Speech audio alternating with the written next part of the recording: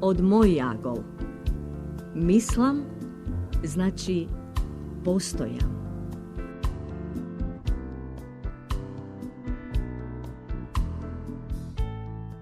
Времето тече бавно за тие што нешто чекаат, брзо за тие што се плашат, а мачно за тие што страдаат.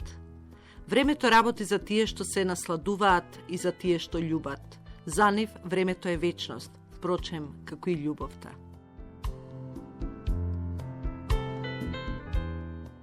Во нашиот даден живот сите не може да прават големи нешта, но затоа можат да си допуштаат мали нешта со многу љубов.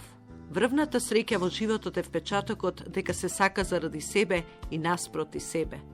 Онаму каде што управува љубовта не владее никаква волја, а таму каде што преовладува волјата, таму недостига љубов. Едното е всушност сенка на она другото. Љубовта што сака да биде само духовна се претвора во сенка, а онаа лишена од духовноста се претвора во простотилак. Треба да се знае дека љубовта пред се е дете на восхитот, но од друга страна и мајка на разочарувањето.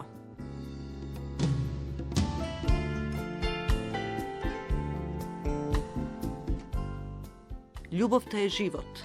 Таа треба да се разбере со сите сетила. Се е единствено само поради неа. Таа е Бог и вечен несопирлив извор. Љубов за душата е исто што и сонцето за земјата. Таа е во едно оган, но дали ќе згрее или ќе изгори куќа, тоа никогаш однапред не се знае. Слично на огнот, и љубовта не може да се одржува без постојано подхранување. Ако згаснат надежите и стравовите, згаснува и таа. Затоа треба да се сака животот, со граѓаните и тие кога тогаш ќе вратат со љубов. Љубовта се добива како дар и таа е чувствително и нежно растение. Не може само да се земе една за секогаш и да се остави на врвот од некоја полица со мисла дека постојано ќе цвета и ќе напредува. Грешка.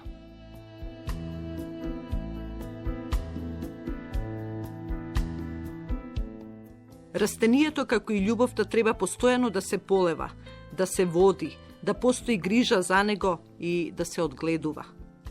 Дали во оваа сабота растението наречено љубов ви стои некаде далеку, на врвот од полицата обвиткана во неизбришаната прашина на пајажината наречена заборав, тоа одовде не можам да го знам.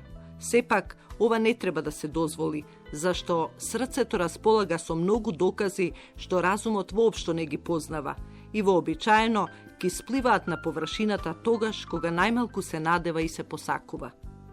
Љубовта значи повторно раѓање и во секој дом и покрај постоечките различни ситуации треба да биде колку светлина, толку и пламен. Да се сака денеска значи да се открие сопствената среќа во среќата на другиот.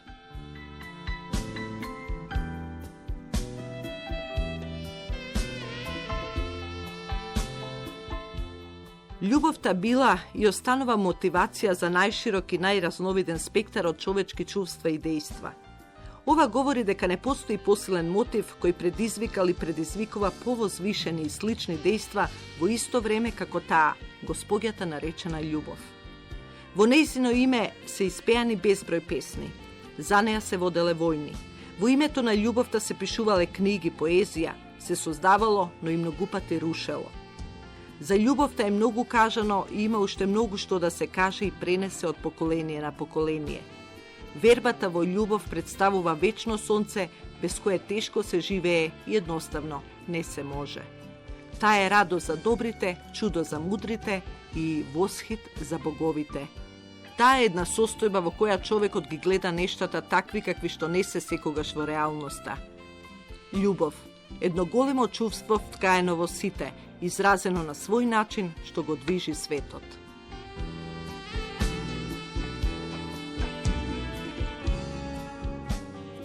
За љубовта има многу нешто да се научи.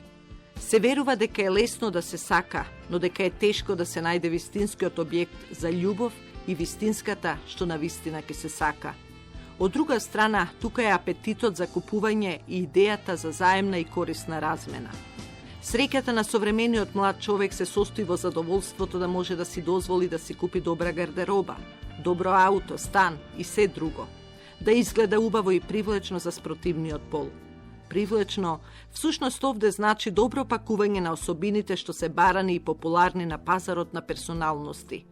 Тоа што ја прави персоната убава, зависи од модата на времето, како во физичката, така и во духовната смисла. Ако некогаш беше барана девојка што пуши и пие, силна и сексипилна, денес модата бара повеќе приврзаност кон семејството и повлеченост. Се зависи од кројката, а тој што се сака себе, нема, ниту пак некогаш ке има соперници.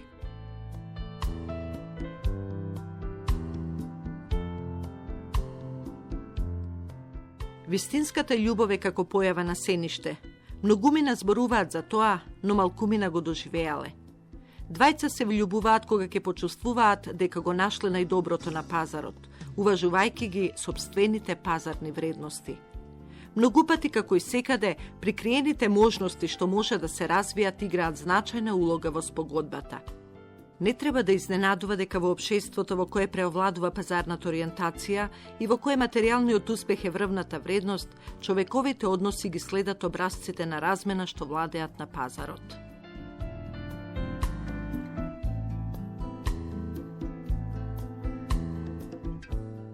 Ништо не е полесно отколку да сакаш. Е само пуста фраза која преовладува како сваќање за љубовта и покрај многуте докази за спротивното.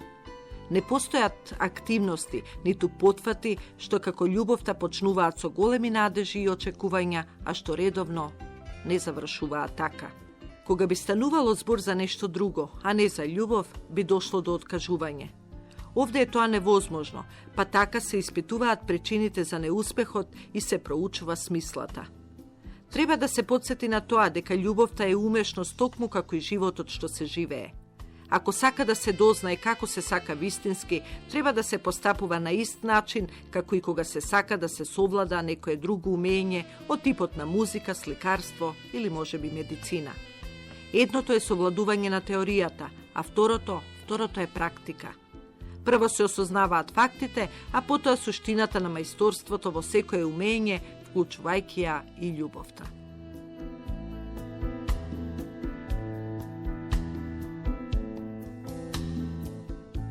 Наспроти длабоко вкоренетата желба за љубов, денес се смета за поважно од неа. Тука се успехот, парите, престижот, власта. Целата енергија се употребува за да се осознае како да се постигнат одредени цели, а скоро ништо не се прави да се совлада умењето на љубовта. Зарем навистина се смета за вредно само тоа што може да се добие со пари, со престиж, со власт, додека љубовта е скриена во некое заборавено каче на душата и не е корисна во модерна смисла, па едноставно почна да представува луксуз на кој не треба да се троши енергија и време. Каде е вистината и што понатаму?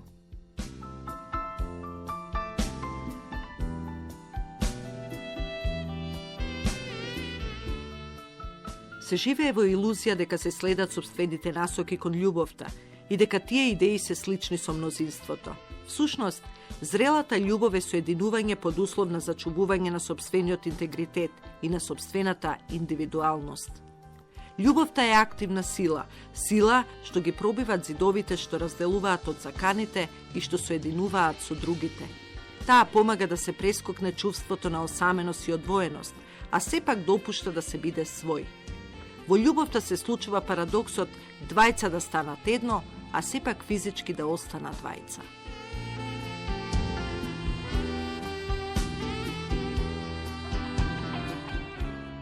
Познавањето и љубовта се поврзани во животот. Основната потреба за соединување со друг за да се надминат зидините на сопствената одвоеност е тесно поврзано со желбата, поточно со тајната на човекот. Додека животот од својот основен биолошки аспект е чудесен и таинствен, човекот е недоловлива тајна за себе и ближниот. Колку подалеку се досегнува во своето битие, толку повеќе бега целта на познавањето. Тука не треба да не се посакува проникнување во тајната на душата. Целосното спознавање лежи во чинот на љубов и тој чин ја надминува мислата, но воедно и зборовите. Мора да се познава другата душа за да објективно се премавне илузијата и ирационално искривената слика што се има за секого. Само ако некој се познава објективно, може да се осознае неговата крајна суштина во љубовниот акт. Ако за љубов се суди според повеќе дадени појави, тогаш таа е послична со омраза, отколку со пријателство.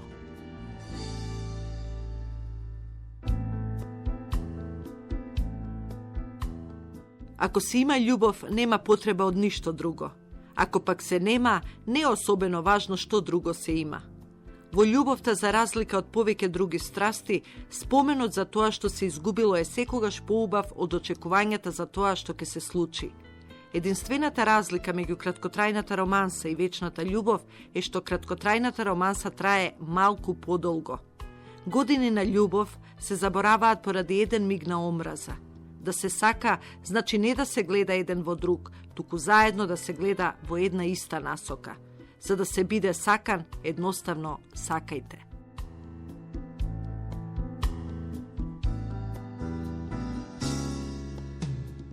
Целта на љубовта е да служи, да сближува, да потикне, да се почувствува и да охрабри. Таа е единствена и се наоѓа насекаде. Секоја љубов поминува, а различноста останува за секогаш. Колку и да се говори за неа, не може се да се открие и се одеднаш да се каже. Каде што управува љубовта, не владее никаква волја, а каде што преовладува волјата, таму не достига љубов. Едното е сенка на другото. Лошото во љубовта е што таа представува престап низ кој не може да се помине без соучесник. Љубовта не слуша со уши, туку со душа. Таа говори со затворена уста. Раните на љубовта не убиваат секогаш, но никогаш и не зараснуваат.